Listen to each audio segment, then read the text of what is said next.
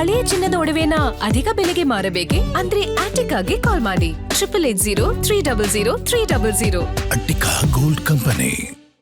ಚಿಕ್ಕಬಳ್ಳಾಪುರದಲ್ಲಿ HDK versus Pradeep Eshwar fight. Kempegowda Jayanti ವೇಳೆ ಭಾರಿ ಹೈಡ್ರಾಮಾ ನಡೆದಿದೆ. ಶಾಸಕ ಪ್ರದೀಪ್ ಈಶ್ವರ್ ಭಾಷಣಕ್ಕೆ ಅಡ್ಡಿಪಡಿಸಿ ಗಲಾಟೆಯನ್ನ ಮಾಡಲಾಗಿದೆ. ಪ್ರದೀಪ್ ಈಶ್ವರ್ ಕಾರಿಗೆ ಮುತ್ತಿಗೆ ಹಾಕಿದ್ದಾರೆ ಎಚ್ಡಿಕೆ ಬೆಂಬಲಿಗರು. ದುರ್ವರ್ತನೆ ತೋರಿದವರಿಗೆ ತೊಡೆ ತಟ್ಟಿದ್ದಾರೆ ಪ್ರದೀಪ್ ಈಶ್ವರ್. ಕಾರಿನ ಮೇಲೆ ನಿಂತು ಮೀಸೆ ತಿರುವಿ ಪ್ರದೀಪ್ ಈಶ್ವರ್ ಚಾಲೆಂಜ್ ಹಾಕಿದ್ದಾರೆ. ಪಕ್ಕದಲ್ಲೇ ಪೊಲೀಸರಿದ್ರು, ಕೇರ್ ಮಾಡದೆ ಚಪ್ಪಲಿಯಿಂದ ಎಸೆದಿದ್ದಾರೆ. ಶಾಸಕ ಪ್ರದೀಪ್ ಈಶ್ವರ್ ಇದ್ದ ಕಾರಿನತ್ತ ಚಪ್ಪಲಿ ಎಸೆದು ಆಕ್ರೋಶವನ್ನು ವ್ಯಕ್ತಪಡಿಸಲಾಗಿದೆ. ಶಾಸಕರತ್ತ ಚಪ್ಪಲಿ ಎಸೆದವರನ್ನ ವಶಕ್ಕೆ ಪಡೆದಿದ್ದಾರೆ ಪೊಲೀಸರು. ವಶಕ್ಕೆ ಪಡೆಯದಂತೆ ಎಚ್ಡಿಕೆ ಬೆಂಬಲಿಗರು ಒತ್ತಾಯವನ್ನ ಮಾಡಿದ್ದಾರೆ. ಈ ವೇಳೆ ಪೊಲೀಸರು ಹಾಗೂ ಆಕ್ರೋಶಿತರ ನಡುವೆ ತಳ್ಳಾಟ, ನೂಕಾಟ ನಡೆದಿದೆ.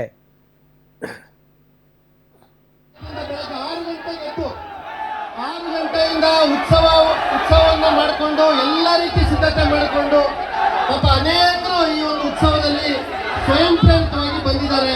ದಯವಿಟ್ಟು ಎಲ್ಲರಿಗೂ ಸಹಕರಿಸಿ. ದಯವಿಟ್ಟು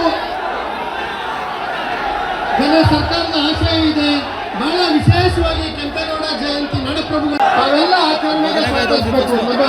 ಕಳಕಳ ಮನವಿ ಇದೆ, ಆಡಳಿತದ ಕಳಕಳೆ ಮನವಿ ಇದೆ ನೋಡಿ. ಪ್ರತಿ ಗ್ರಾಮ ಪಂಚಾಯತ್ ತಾವೆಲ್ಲ ಆಚರಣೆಗೆ ಸಹಕರಿಸಬೇಕು. ಕಳಕಳ ಮನವಿ ಇದೆ, ಆಡಳಿತದ ಕಳಕಳೆ ಮನವಿ ಇದೆ ನೋಡಿ. ಪ್ರತಿ ಗ್ರಾಮ ಪಂಚಾಯತಿಂದ ಬೆಳಗ್ಗೆ 6 ಗಂಟೆಗೆ ಎದ್ದು 6 ಗಂಟೆಯಿಂದ ಉತ್ಸವ ಮಾಡಿದ್ರೆ ನಾವು ಜಿಲ್ಲೆಯಲ್ಲಿ ಶೋಷಿತರು ಬದುಕಬಾರ್ದ? ಜಿಲ್ಲೆಯಲ್ಲಿ ಓಬಿಸಿರು ಬದುಕಬಾರ್ದ? ಕುಮಾರಣ್ಣ, ನೀನು ಡಿಕೆ ಅವ್ರನ್ನೂ ಸಹಿಸಲ್ಲ, ಚೆಲ್ವಣ್ಣನ್ನು ಸಹಿಸಲ್ಲ, ಓಬಿಸಿನೂ ಸಹಿಸಲ್ಲ. ಚಿಕ್ಕಬಳ್ಳಾಪುರ ಜಿಲ್ಲೆಯಲ್ಲಿ ಕಳೆದ 3 ಅವರಿಂದ ನೀವು ನೋಡಿದ್ದೀರಿ, ಒಂದೇ ಒಂದು ಓಬಿಸಿ MLA ಶೋಷಿತ ವರ್ಗದ MLA ನನ್ನ ಕುಟುಂಬವನ್ನ ನನ್ನನ್ನ ಏಕವಚನದಲ್ಲಿ ನೀವು ರೆಕಾರ್ಡ್ ಮಾಡಿದ್ದೀರಾ. ನಾನು ಪೇಷನ್ಸ್ ಆಗಿದ್ದೀನಿ. ಎಸ್, ನಾವು ಶೋಷಿತರು, ಓಬಿಸಿಗಳು. ನಿಮ್ ಮನೆ ವಾಚ್ಮನ್ ಕೆಲಸ ಮಾಡಕ್ಕೆ ನಾವು ಲಾಯಕ್ಕು. ನಿಮ್ ಮನೆ ಕೂಲಿಗೆ ಬರ್ತೀವಿ, ನೀವು ಬಿಸಾಕೋ ಭಿಕ್ಷೆ ಅನ್ನ ತಿಂತೀವಿ, ನಿಮ್ ಮನೆಗೆ ವಾಚ್ಮನ್ ಕೆಲಸ ಮಾಡ್ತೀವಿ. ಒಬ್ಬ ಶೋಷಿತ ಶಾಸಕನನ್ನ, ಒಬ್ಬ ಓಬಿಸಿ ಶಾಸಕನನ್ನ ನಡೆಸ್ಕೊಳ್ಳೋ ರೀತಿನ ನಮ್ಮ ಜಯಂತಿಗಳು ಯಾವತ್ತಾದ್ರೂ ನಿಮ್ಮ ನಾಯಕರನ್ನ ನಾವು ಅವಮಾನಿಸಿದೀವ? ನಮ್ಮ ಜಯಂತಿ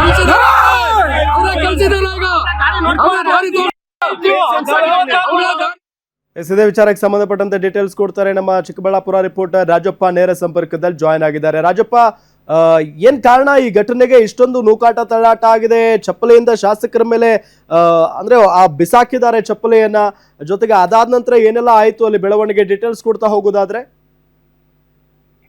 ರಾಮ್, ಖಂಡಿತ ಏನು ಚಿಕ್ಕಬಳ್ಳಾಪುರದಲ್ಲಿ ನಡೆದಂತಹ ಒಂದು ಕೆಂಪೇಗೌಡ ಜಯಂತಿ ಸಂಪೂರ್ಣ ಒಂದು ಹೈಡ್ರಾಮಕ್ಕೆ ಸಾಕ್ಷಿಯಾಗಿತ್ತು ಅಂತ ಹೇಳ್ಬೋದು.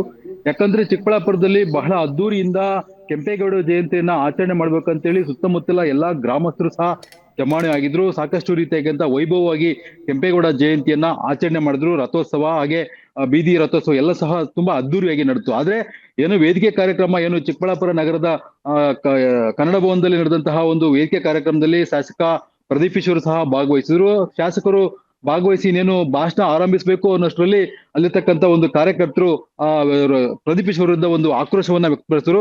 ಕೂಡಲೇ ಪ್ರದೀಪ್ ಈಶ್ವರ್ ಅವರು ಈ ವೇದಿಕೆಯಿಂದ ಹೊರಗಡೆ ಹೋಗ್ಬೇಕು, ಇಲ್ಲಾಂದ್ರೆ ನಿನ್ನೆ ಕುಮಾರಸ್ವಾಮಿ ಬಗ್ಗೆ ಏನು 80 ಲಕ್ಷ ರೂಪಾಯಿ ವಾಚ್ಗಳ ಬಗ್ಗೆ ಮಾತಾಡಿದ್ರು, ಮತ್ತೆ ಏನು ಬದನೆಕಾಯಿಗಳ ಬಗ್ಗೆ ಏನು ಆರೋಪ ಮಾಡಿ ಹಗುರವಾಗಿ ಮಾತಾಡಿದ್ರು. ಆ ವಿಚಾರವಾಗಿ ಕುಮಾರಸ್ವಾಮಿ ಪರವಾಗಿ ಅವರು ಒಂದು ಸಾರಿ ಕೇಳಬೇಕು, ಇಲ್ಲ ಅಂದ್ರೆ ನಾವು ಈ ಒಂದು ವೇದಿಕೆಯಿಂದ ಎದ್ದು ಹೊರಗಡೆ ಹೋಗ್ಬೇಕು ಅಂತೇಳಿ ಆಕ್ರೋಶ ವ್ಯಕ್ತಪಡಿಸ್ತಾರೆ, ಮತ್ತೆ ಧಿಕ್ಕಾರವನ್ನು ಕೂಗ್ತಾರೆ. ಇನ್ನು ಅದೇ ಸಂದರ್ಭದಲ್ಲಿ ಭಾಷಣ ಮಾಡಿ ಅಲ್ಲಿರ್ತಕ್ಕಂಥ ಒಂದು ಸ್ವಾಮೀಜಿಗಳು ಸಹ ಅಲ್ಲಿರ್ತಕ್ಕಂಥ ಜನರನ್ನ ಒಂದು ಮನವೊಲಿಸಕ್ಕೆ ಪ್ರಯತ್ನ ಮಾಡ್ತಾರೆ. ಆದ್ರೂ ಕೂಡ ವಿಫಲ ಆಗುತ್ತೆ. ಸಾಕಷ್ಟು ಜನ ಏನು 100ರ ಸಂಖ್ಯೆಯಲ್ಲಿ ಪ್ರದೀಪ್ ಈಶ್ವರ್ ವಿರುದ್ಧವಾಗಿ ಧಿಕ್ಕಾರ ಮತ್ತು ಆಕ್ರೋಶಗಳನ್ನ ಕೂಗ್ತಾ ಇರ್ತಾರೆ. ಆದ್ರೆ ಆ ಒಂದು ಪರಿಸ್ಥಿತಿನ ತಳಿಗೊಳಿಸೋದಕ್ಕೆ ಪೊಲೀಸರು ಸಹ ಹರಸಾಹಸನ ಪಡ್ತಕ್ಕಂಥ ಪರಿಸ್ಥಿತಿ ನಿರ್ಮಾಣ ಆಗುತ್ತೆ. ಇನ್ನು ತಕ್ಷಣ ಏನು ಕಾರ್ಯಕ್ರಮ ಮುಗಿದು ಹೊರಗಡೆ ಬಂತಹ ಪ್ರದೀಪ್ ಈಶ್ವರ್ ಕಾರಿಗೆ ಒಂದು ಅಲ್ಲಿರ್ತಕ್ಕಂಥ ಕಾರ್ಯಕರ್ತರು ಮುತ್ತಿಗೆ ಹಾಕ್ತಾರೆ. ಮುತ್ತಿಗೆ ಹಾಕೋ ಸಂದರ್ಭದಲ್ಲಿ ಪ್ರದೀಪ್ ಈಶ್ವರ್ ಅವರಿಗೆ ನೇರವಾಗಿ ಸವಾಲಾಗ್ತಾರೆ.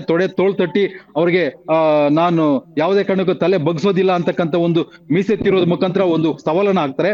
ಇನ್ನು ಅಲ್ಲೇ ಸ್ಥಳದಲ್ಲಿ ಇರ್ತಕ್ಕಂಥ ಒಬ್ಬ ವ್ಯಕ್ತಿ ಪ್ರದೀಪ್ ಈಶ್ವರ್ ಕಾರಿನತ್ತ ಚಪ್ಪಲಿಯನ್ನ ಬೀಸ್ತಾನೆ. ಚಪ್ಪಲಿ ಬೀಸಂತಂದ್ಮೇಲೆ ಅವನನ್ನ ಪೊಲೀಸರು ಅಲ್ಲೇ ಅರೆಸ್ಟ್ ಮಾಡ್ತಾರೆ. ಆದ್ರೆ ಅವನನ್ನ ಬಂಧಿಸಿ ಸ್ಟೇಷನ್ಗೆ ಕರ್ಕೊಂಡು ಹೋಗೋದಕ್ಕೆ ಅಲ್ಲಿರ್ತಕ್ಕಂಥ ಕಾರ್ಯಕರ್ತರು ಬಿಡೋದಿಲ್ಲ.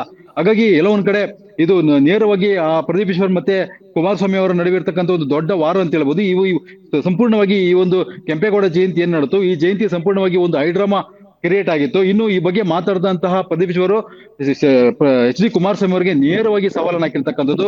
ಕುಮಾರಸ್ವಾಮಿ ಅವರೇ, ತಾಕತ್ತಿದ್ರೆ ನೀವು ಬಂದು ಇಲ್ಲಿ ಚುನಾವಣೆ ಮಾಡಿ ನನ್ನ ವಿರುದ್ಧ ನಿಂತು ಗೆದ್ಬಿಡಿ, ಮತ್ತೆ ಇಲ್ಲಿರ್ತಕ್ಕಂಥ ರವಿಕುಮಾರ್ ಜೊತೆ ಮಾತಾಡ್ಸೋದು, ಅವ್ರ ಬಗ್ಗೆ ನನ್ನನ್ನ ಮಾತಾಡ್ಸೋದು ಅಥವಾ ಇದ್ರ ಬಗ್ಗೆ ಮಾತಾಡೋದಲ್ಲ, ತಾಕತ್ತಿದ್ರೆ ನೀವೇ ಬಂದು ನನ್ನ ವಿರುದ್ಧ ಈ ಕ್ಷೇತ್ರದಲ್ಲಿ ನಿಂತು ಗೆದ್ದಿ ನೋಡೋಣ ಅಂತೇಳಿ, ನನ್ನ ಒಬ್ಬ OBC ಹುಡುಗ ಇದ್ದೀನಿ, ನನ್ನನ್ನ ಅಥವಾ ನನ್ನ ಫ್ಯಾಮಿಲಿ ವಿರುದ್ಧ ನೀವು ಅವೇಳನಕರಾಗಿ ಮಾತಾಡೋದು ಎಷ್ಟರ ಮಟ್ಟಿಗೆ ಸರಿ ಇದೆ? ತಾಕತ್ತಿದ್ರೆ ನೀವೇ ಬನ್ನಿ, Okay, ರಾಜಪ್ಪ. ನೀನಾ ಅಂತ. ಥ್ಯಾಂಕ್ ಯು ತಮ್ಮೆಲ್ಲ ಮಾಹಿತಿಗಾಗಿ.